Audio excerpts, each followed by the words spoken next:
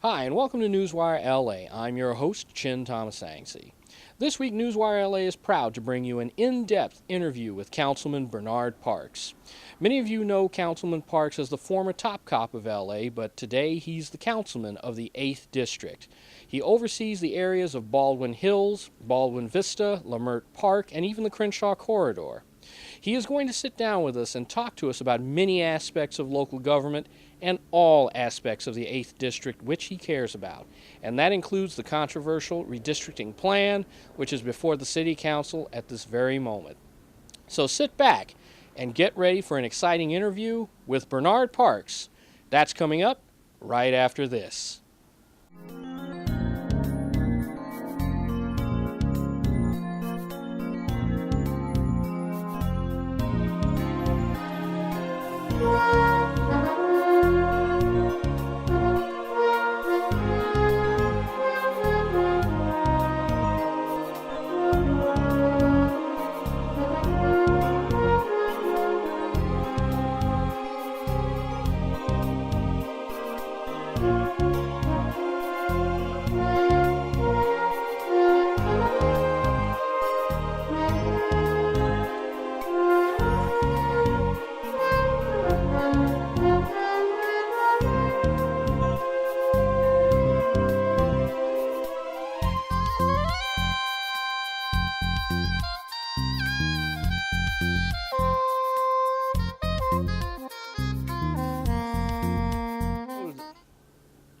Let's go to Newswire LA's Jamie Wright, who's at the district offices of Councilman Bernard Parks in the Crenshaw District.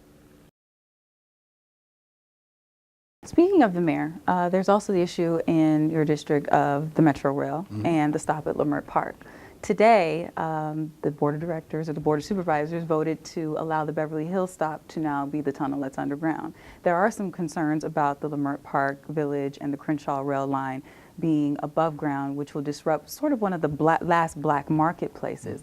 I just wanted to see what your views are on the fact that it is a tunnel that is, or it's not a tunnel, it's currently going to be above ground, and the fact that the mayor has not supported it going underground, although the community is concerned about it disrupting its lifestyle. Well, basically, I think what we have is this.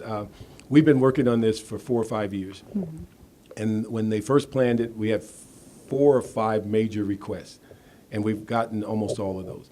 We asked that the line starting at Exposition, when it crosses the Exposition line and going south on Crenshaw, that it be underground, that it stay underground past Vernon. They agreed to that. They will be underground at Crenshaw. It will service the Crenshaw Shopping Center at King and Crenshaw. Now, the dispute at Leimert is whether there should be a station there. We asked that there be a station there. They have given that the option, and they've cleared it environmentally. And they said if there's enough money in the building of the line that you can retrieve resources to build a station underground, they will build it. So it's in the plan. It's a matter of whether it will be financed. The station, the line will come up out of the ground south of Vernon, and it will stay above ground until it crosses Slauson. Now, the dispute there is that there are a number of people that would like the line to stay underground for the entire route. My concern is if there's not enough money and it costs like another $1 billion or something to keep it underground, if we delay the line and basically get out of funding sources, we could end up with no line. I have certainly made a pitch that we have the underground station at Leimert, and the fact that we've made headway on that and we're looking for financing.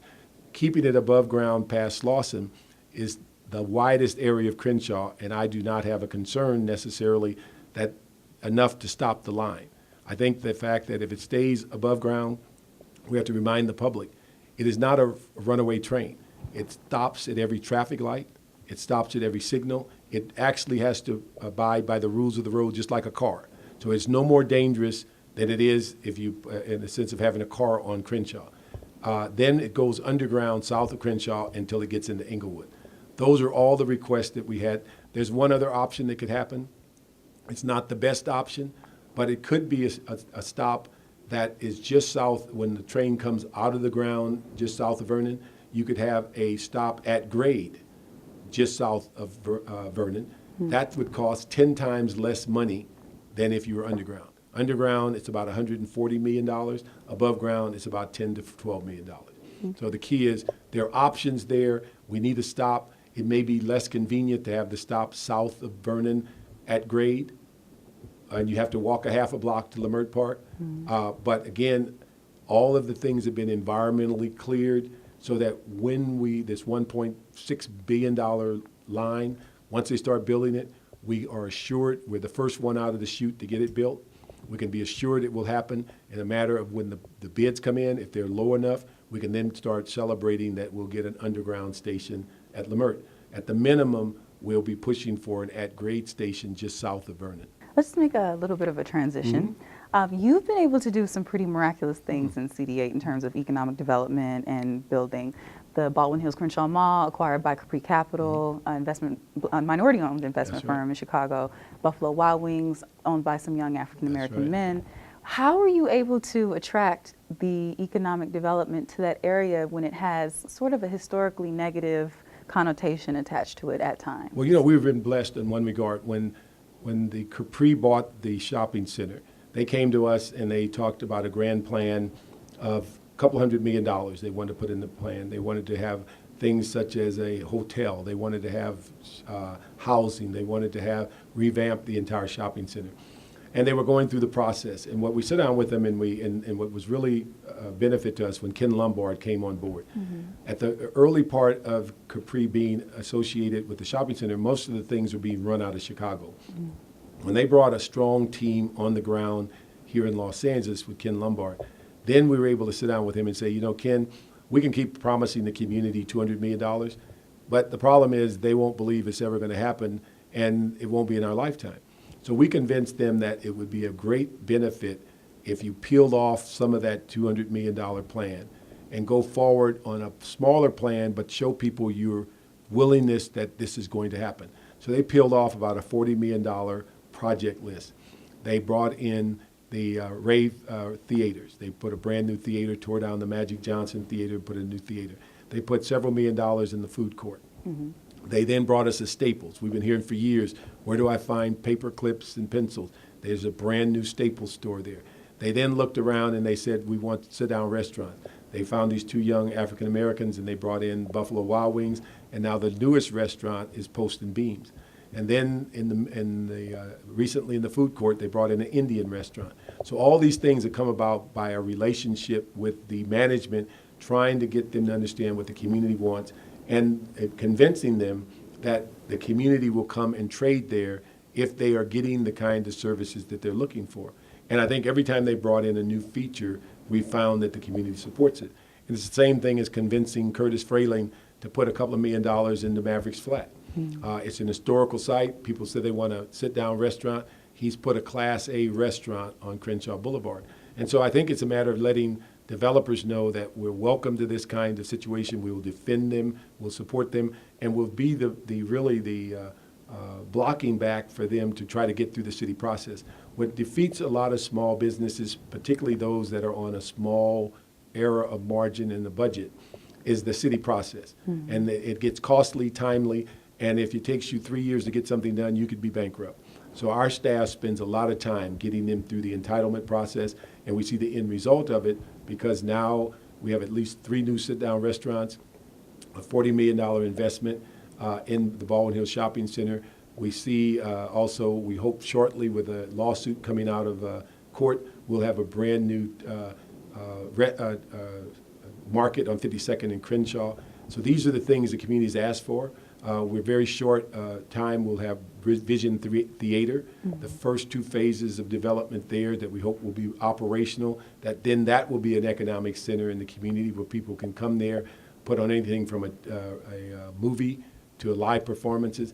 All this comes about from getting the CRA and the city family to help businesses versus being a hindrance to business. And that's what we spend most of our time. And that's why we think we've led the city in employment for the last 6 years, is we forced the city to serve the public. Speaking of the public, there is an issue of obesity and high blood pressure and just not eating well in our community. Are there any plans for any more health food restaurants or a Fresh and Easy that can fit into the district? What we tried is several things. One, we've set up a plan with Jan Perry and I that we provided incentives for restaurants that come in that are sit-down restaurants. We also put incentives for grocery stores and fresh food. We also have a ordinance that now does not allow standalone fast food restaurants to be built in the community without a community process. That community process allows us then to determine how many of them are in an area and make sure that they're not more dense than they should be. We also have now about 10 farmers markets, where before we had none. And so these are things that we've done about the healthy food choices. What we also found as a byproduct of the fast food restaurant ordinance is that we forced McDonald's and others to start putting a healthier diet on their menu. Mm-hmm. And so we found that in the 8th District, 80% of our restaurants were fast food. Now, we're not saying that sit-down restaurants mean healthy and fast food means unhealthy. We're trying to make sure that all of them provide a healthy issue. And again, on the obesity issue, every one of our parks now, since in the last couple of years, has an exercise walking track and exercise equipment so that people can come to the park in their neighborhood, work out. Many people have given up their sports club membership because they no longer need it. They can just walk out of their door, go over to the park at St. Andrews, or the one at Van Ness, or the one at Houston Park, get on the track. They can get on these cycles and do all of the exercise. So these are the things we've been doing on the issue of obesity and blood pressure. Our blood pressure. The other thing we're working on are 2 major issues on anti-smoking. Mm-hmm. We have an ordinance that's being prepared that would limit access to cigarettes around schools. And we also have an ordinance that will make it illegal to have secondhand smoke in any common area in the city. And so these are things, again, on the health issue. Now, we've had some difficulty in the sense of people always ask about Trader Joe's. We've not had success in trying to get them to come to in the city. One conversation I had several years ago, they didn't find it necessary to come into South LA because they felt that many of the people that live in South LA made their Culver City store the type of store that was #1 in their market. So they weren't willing. But Fresh and Easy is on the template to come to 52nd Street. Unfortunately, we had 3 people who protested the store through the whole process. And in protesting it, when they lost every protest, they then sued. And now, and what they're suing about, which we think is kind of interesting, we're trying to bring fresh food to the community. They're suing over the placement of the parking lot. And what you find is that Fresh and Easy bought the last car dealership that was on Crenshaw Motors. The dealership and the parking lot has been in the same place for 50 years. They plan to put the store where the dealership was and keep the parking lot where it was, and people are suing because they don't like the placement of the parking lot. So as soon as we get through that lawsuit, we believe that Fresh and Easy will have a first-class store there. And that concludes part 1 of our exclusive interview with Councilman Bernard Parks. Come back next week and you'll see the conclusion. In the meantime, to follow everything Newswire LA, look us up on Facebook and Twitter at Newswire LA. That's it for all of us here at Newswire LA. We thank you for joining us. I'm Chin Thomas Angsey saying thank you and so long, and we'll see you back here next time.